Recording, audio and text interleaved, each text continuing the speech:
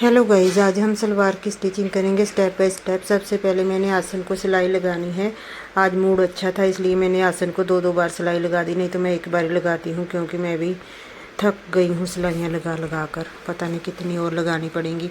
और अब मैंने आसन को डबल सिलाई लगाने के बाद मैंने जो कट लगाए थे छोटे छोटे, उस पर सिलाई लगानी है बारीक बारीक। बहुत प्रॉब्लम होती है वॉइस ओवर करने में, बीच में शोर करने लगते हैं। और जो छोटे कट लगाती हूँ बारीक बिना कट किए, इस पर हमें सिलाई लगानी है बिल्कुल छोटा, एक एक पैर का मार्जिन छोड़ते हुए। ये हमारी सेमी पटियाला सलवार होती है और इसके साथ की शर्ट मैंने सुबह स्टिच कर दी थी और इसकी कटिंग की वीडियो मैंने कल डाली थी। अगर आपने नहीं देखी तो प्लीज़ जाकर ज़रूर देखना। ये उसी शादी वाली लड़की के सूट जिसके मैंने सिले थे ना, उसी के सूट आए हैं 3 सिलाई करने के लिए। वो बोल रही थी रेड रेड और हैवी एम्ब्रॉयडरी वाले सूट मैंने सिलवाए थे और अब मैं हल्के से गर्मियों में डालने के लिए सूट सिलवा रही हूँ। कहीं डेली आना जाना होता है इसलिए। और ये मैंने पहला सूट सिला है और मैं दूसरे भी 2 सूट की स्टिचिंग की कटिंग की वीडियो डाल दूँगी। इसकी सलवार मैंने सेमी पटियाला कट की थी और दूसरे नंबर वाले सूट की फुल पटियाला सलवार कट की है। उसका कपड़ा काफ़ी था। और अब मैंने दोनों कट पर सिलाई लगा दी है। मैं साइड वाली सिलाई लगा रही हूँ और साइड वाली सिलाई लगाने के बाद सलवार खड़ी हो जाती है अपने पैरों के ऊपर। और बड़े ध्यान के साथ इसको खड़े करना है। आप पहले आसन को आसन मिलाकर फिर साइड वाली सिलाई लगानी चाहिए, नहीं तो उल्ट पुल्ट हो जाता है काम और फिर अच्छे से नहीं खड़ी होती सलवार। और अब मैं इसकी चुनट डाल रही हूँ, 2 3 इकट्ठी उठाकर कपड़ा मैंने डालनी है। काफ़ी बड़ा घेर है और चुनट अच्छे से मैंने बना कर डालनी है, 3 4 4 इकट्ठी। और इसका घेर भी बड़ा होता है। एक मैंने ना स्टैंड इधर लगाया होता है, थोड़ा सा हाथ हटता है काम करने में, पर फिर पता नहीं लगता मुझे किस तरफ लगाना चाहिए स्टैंड में। तो यहाँ साइड पर लगा लेती हूँ ना, फिर हाथ हट जाता है काम करने में। और दूसरी साइड पर भी मैंने चुनट डाली है। ये मेरे पास बेल्ट का कपड़ा है, इसे ऊपर को फोल्ड करके चिड़ी का निशान बनाया है हमने नाला डालने के लिए। और अब इसके ऊपर भी मैं सिलाई लगा रही हूँ। आप चाहें तो इससे मोटे बखे पर के साथ सिलाई लगा सकते हैं इसकी।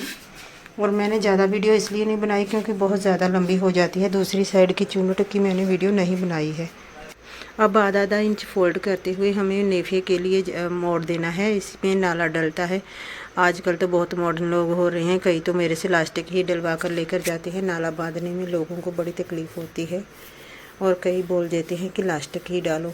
और इस तरह से मैंने इसको तैयार कर लेना है। आधा इंच फोल्ड करते हुए इसमें हमारा नाला डलता है और ये हमारी बेल्ट होती है। और अगर आपको कुछ समझ ना आए तो प्लीज़ कमेंट करके पूछ लेना। और अगर फिर भी समझ ना आए तो मैं एक और वीडियो डाल दूँगी। वैसे तो मैं डालती रहती हूँ सलवारों की स्टिचिंग की वीडियो। आप प्लीज़ कमेंट करना अगर आपको कुछ समझ नहीं आता। तो ये फालतू धागे साथ साथ ही कट कर लेने चाहिए क्योंकि पूरा सूट कंप्लीट होने के बाद हमें नहीं पता चलता कि कहाँ धागा है फालतू, और इसको साथ में ही कट कर लेना चाहिए। अब जो हमने कट लगाया है, क्योंकि ये बेल्ट हमारी जुड़ी हुई थी, दूसरी साइड पर सिलाई नहीं थी, इसलिए मैंने ऐसे ही कट लगाकर सेंटर कर लिया था। और इसको 7 8 इंच पीछे शुरू कर लेना है। बेल्ट को लगाते लगाते हमें सीन को सीन सीधी आनी चाहिए। हमारा कपड़ा बढ़ रहा है, एक मैं यहाँ पर चुनट डाल दूँगी और बिल्कुल अच्छे से हमारा सेंटर हो जाएगा। सीन को सीन सीधी आ जाएगी। जो नाला डालने वाली जगह है वो बिल्कुल हमारी आसन की सीन के सामने आ जाएगी।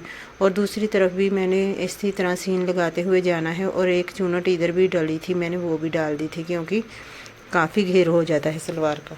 अब बारी है हमारे पोंचे बनाने की। और ये मैं बुकरम लेके आई थी आधा मीटर। इसको मैंने साइड से कट कर लिया है। वैसे तो 2.5 इंच कट करना होता है, लेकिन मैं ज़्यादा इंची टेप नहीं उठाती, इसलिए मैंने इसको ऐसे ही कट कर लिया। 2.5 इंच ही होगी।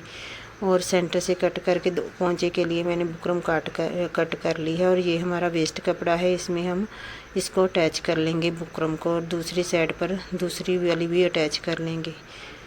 और फिर बाद में हमें पोंचे बनाने हैं। ये पोंचे मैंने आपके लिए डिज़ाइन डाला है इसमें, नहीं तो मैं नहीं डालती, मैं तो सीधे स्क्रोल ही भरती हूँ। मैंने सोचा कि आज डिज़ाइन थोड़ा सा डाल के आपको दिखा देती हूँ। जो बिगनर है वो तो सीधी लाइन भी मार दे तब भी चल जाएगा, कोई बात नहीं। लेकिन जो फ्री में सूट सिलाने आते हैं ना, जो सिलाई सीखते हैं उनसे, तो वो अपनी कलाकारी दिखा सकते हैं। कुछ भी डालें, कौन सा उन्होंने उनसे सिलाई लेनी है तो वो अपनी कलाकारी दिखा सकते हैं पोंचों पर। कोशिश करें स्क्रोल डालने की, डिज़ाइन डालने की।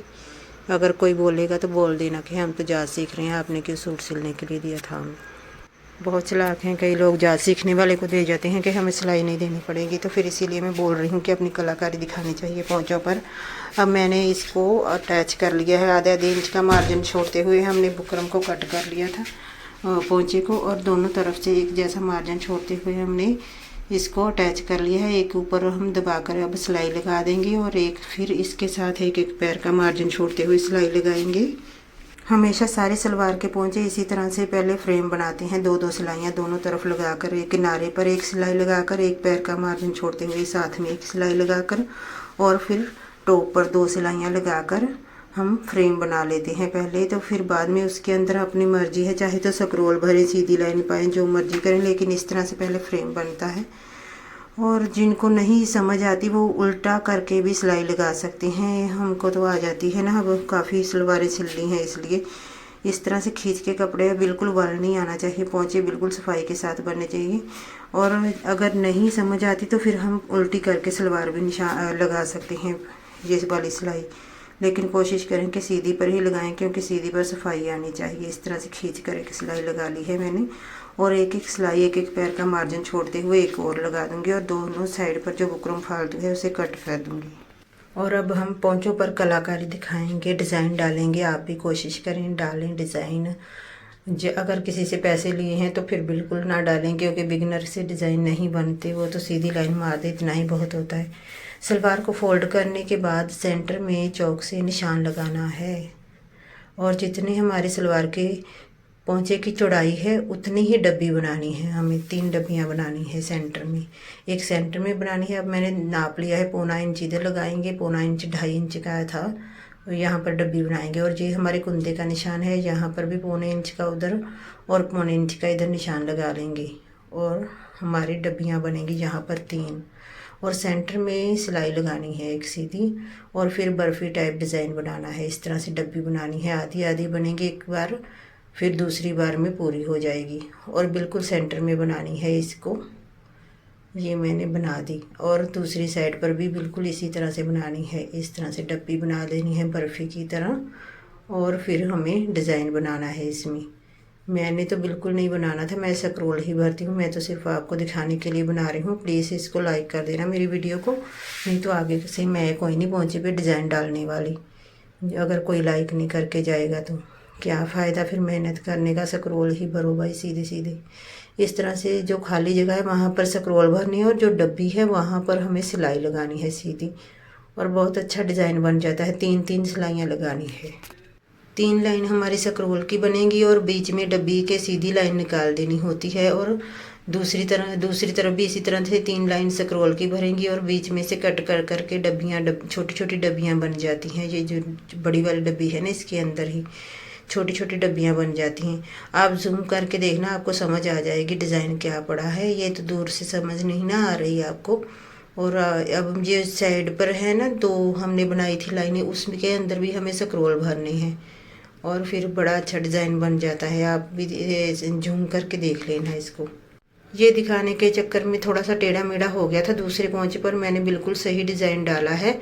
और एंड पर मैं लगा दूंगी इसकी फ़ोटो लगा दूंगी मैं पोंचे की, और फिर आप देखना कि कितना अच्छा डिज़ाइन बन जाता है थोड़ी सी मेहनत करने से ही। ये दूसरे पोंचे पर भी मैंने डब्बियाँ डाल ली हैं, और बाकी का डिज़ाइन मैंने ऑफ कैमरा डाला था, क्योंकि वीडियो बहुत ज़्यादा लंबी हो जानी थी। अब मैं फिटिंग का निशान लगाऊंगी आगे की तरफ 5.5 नहीं 6 इंच, और पीछे 7.5 1.5 इंच ही एक्स्ट्रा लेना चाहिए। ज़्यादा अगर ले लेंगे तो अजीब सी शेप बन जाती है। और इसी तरह से बस पोंचे पर ही निशान लगाना है, बाकी हमें अंदाजे से ही 1 इंच या 1.25 इंच का मार्जिन छोड़ते हुए फिटिंग लगा देनी है सलवार की। और पता नहीं मैं क्या करने लग जाती हूँ बीच बीच में, ये देखो मैं गायब हो गई। वैसे यहीं पर बैठी हुई हूँ, पहले मैंने स्किप नहीं किया तो अब नहीं कर सकती, नहीं तो वो इसी इधर उधर हो जाती है। अब मैं फिटिंग लगाऊंगी इसकी। पोंचे के निशान है जब वहाँ तक सिलाई लगाने के बाद बाहर को निकालनी है 1.25 इंच 1-1 इंच का मार्जिन छोड़ते हुए हमें आसन सीधी रखनी है बिल्कुल।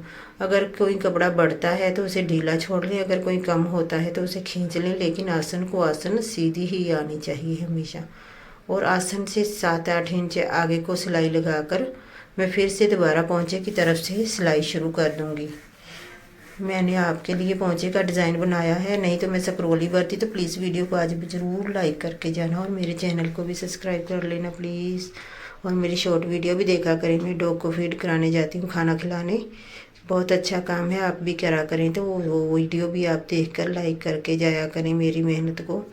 और अब मैंने आगे 6 इंच और पीछे 7.5 इंच का निशान लगाते हुए पोंचे को दूसरी तरफ से भी फिटिंग लगानी शुरू कर दी है। बस हमारी सलवार कंप्लीट हो गई है और मैं अब फाइनल इसका लगा दूंगी, थंबनेल लगा दूंगी। आप प्लीज़ वीडियो को ज़रूर लाइक करके जाना और मेरे चैनल को भी सब्सक्राइब कर लेना। और अगर नहीं किया तो मैं आगे से भी डिज़ाइन कोई नहीं डालना, मैं तो स्क्रॉल भर दूंगी बस सीधे सीधे। काफ़ी भारी सलवार बन जाती है ये सेमी पटियाला भी। और दूसरे नंबर वाले सूट पर मैं पटियाला सलवार की स्टिचिंग कटिंग